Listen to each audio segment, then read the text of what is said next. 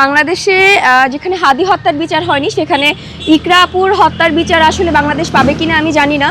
আমার যতটুকু মনে হয় এই দেশের মাটিতে অনেক বড় বড় কেস আছে, অনেক বড় বড় বাজে বাজে ঘটনা আছে যেগুলোর বিচার এখন পর্যন্ত হয়নি। পিলখানা হত্যা মামলার বিচারও এখন পর্যন্ত কোনো সরকার করতে পারেনি।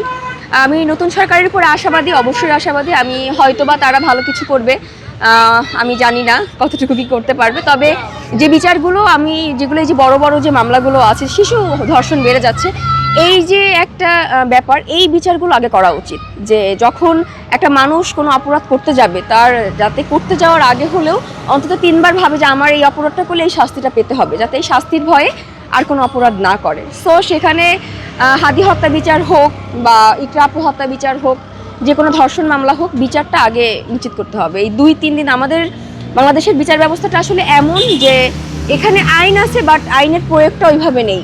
আমরা একটা ঘটনা ঘটছে, 2-3 দিন খুব ফেসবুকে লাফালাফি করছি, পোস্ট করি, ব্যাস শেষ, আমাদের কাজ শেষ, আমাদের এখানে আর কোনো কাজ থাকে না। আর একটা নতুন টপিক চলে আসে, দ্যাটস ইট, আমরা এখানে এটা ভুলে যাই, আমাদের নতুন আর একটা টপিক নিয়ে আমরা সমালোচনার মধ্যে থাকি।